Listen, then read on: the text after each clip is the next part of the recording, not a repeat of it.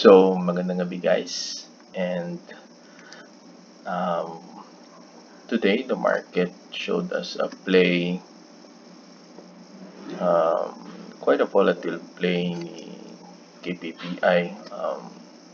For sure, most traders know that KPPI is one of the stocks na medyo magaan.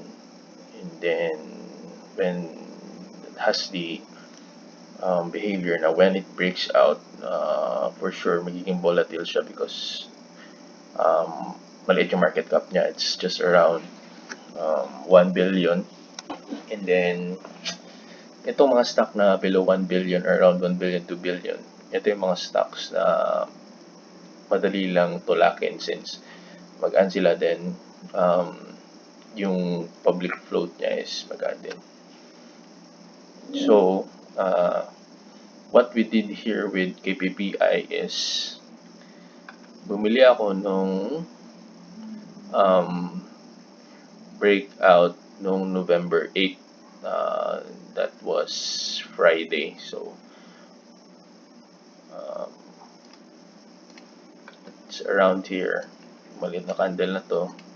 And then, let's look at the intraday movement. So, what made me buy that time was that it made a box na maliit, and then intraday, it was already making a trend. Since I was using the 20, 50, 100, and 200 MA indicator that will tell me if a stock is trending or not. So that time when it broke out 12:20 at 12:30 area, bumili ako dito. And then what happened was kahapon nag-close siya ng maganda.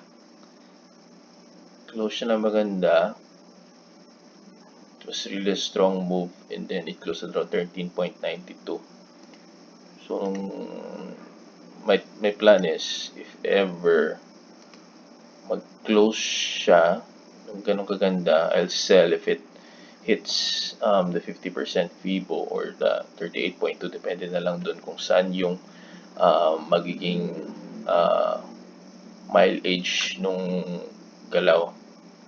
Since yung 38.2 and then 50% FIBO, it tells that the stock is still bearish since it's still in range. I mean, even though it broke out its prior box, because it's for the whole range nasa below 50 ano pa rin siya area. So it's already a decent gain. I've entered 12.2 and I sold kanina hapon lang at around 15.14. So that's around already 23% minus broker commissions, fees. It's around, I think, 22%. So it's already a decent gain for a 2-day hold. So what made me sell that is was just looking at the 20 MA trail. It was respecting it. So sabi ko, if ever it will bump dun sa 38 or 50 FIBO reverse, then I'll check if there's a weakness. When there's a weakness, then bibenta ko na. So seeing this, ito yung naging resistance niya. Yan. It bump in there.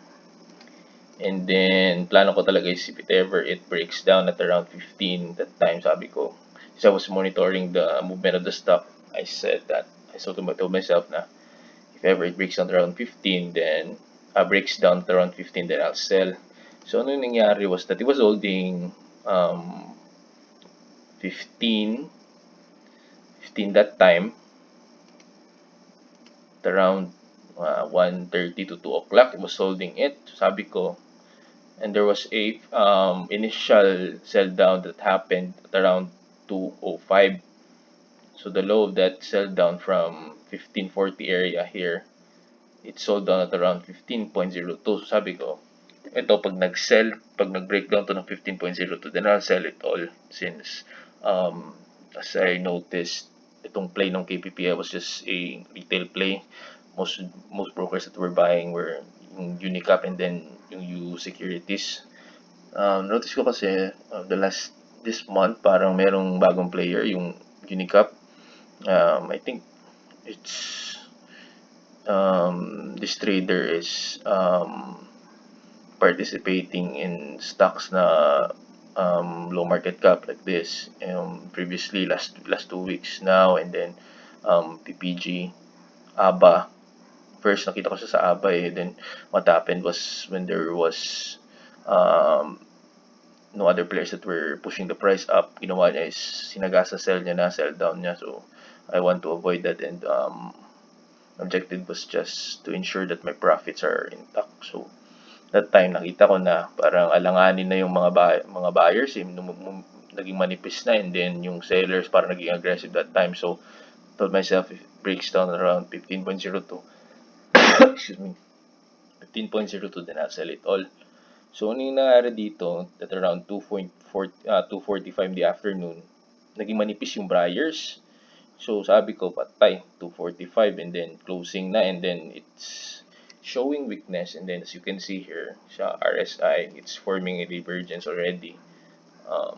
It made a high here at this area, pero nung gumawa siya ng new high, mas mababang RSI yung ginawa niya. So basically pag mga ganyan, it needs a breather, and that breather is if nag-breakdown yung breather na yan,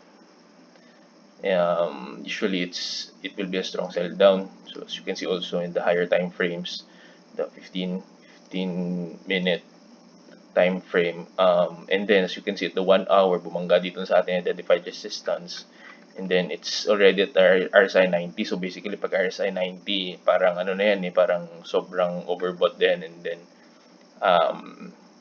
usually what happens is merong sell down sa mangyayari. It's usually the pick, and then what if ever it made a prior support, then the break of that support will occur in a strong breakdown. So yun nga, we identified 15.02, inunahan ko na, and then I sold, and this happened dito ako nag-exit din. I sold at around 15.14 that time, since kaya naman ng volume ng buyers na i-accommodate yung selling ko.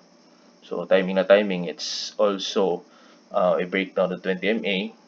I was seeing this para mga shows a slight weakness, hindi nga naging weakness na siya.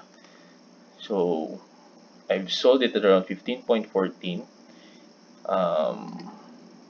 and then gained around mga ganun, mga 21 to 22% from my buying at 12.2.